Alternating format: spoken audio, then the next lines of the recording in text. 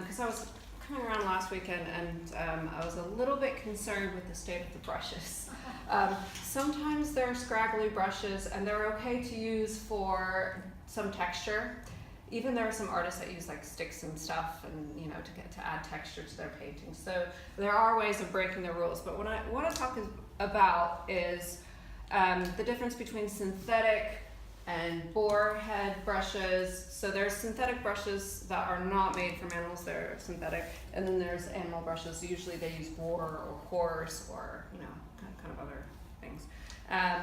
And then also palette knives. So we'll talk about the different kind of palette knives you can use, and this is when you really want to apply the paint thickly. There's all different sizes, all different, So obviously the larger the painting you have, that's when you start moving up in your brushes as far as size go.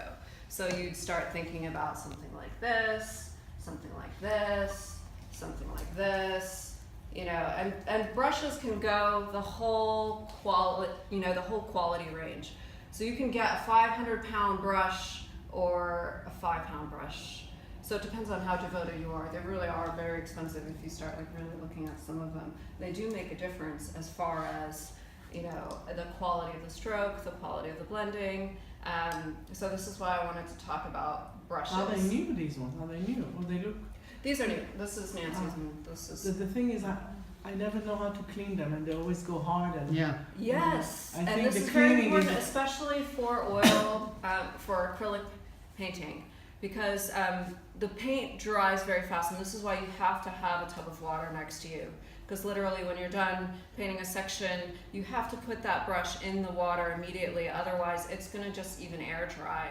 So Nancy, if you don't mind, I'm going to pass this around so people can kind of feel the quality. This, I believe, is a synthetic brush. They're good for acrylic and oil.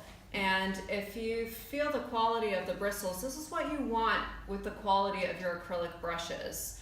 And this is a filbert brush, which means it's rounded on the top. It's a flat brush, which is rounded. This is a very good type of brush for multi-purpose painting. The filbert brush will get you pretty much everything you need as far as your stroke and quality. So I'm going to pass this around, and then you can feel what your brushes are supposed to feel like. Oh, Okay. I can see immediately that it's amazing. Brushes back to life that you've Yes. done hard. So this is a very important thing. There is a brush cleaner that I've used for decades. It's called Masters Brush Cleaner. And it comes in 2 different varieties. I buy the big tub. It's like about this big. And it's basically a hardened soap. And having it in the tub is really nice because you can kind of swish your brush around in it. And if you leave your brush in the swished soap overnight, you can revive most brushes. So this is a very important brush cleaner. Masters Brush Cleaner. You can get it on Amazon. Doesn't all the paint end up there?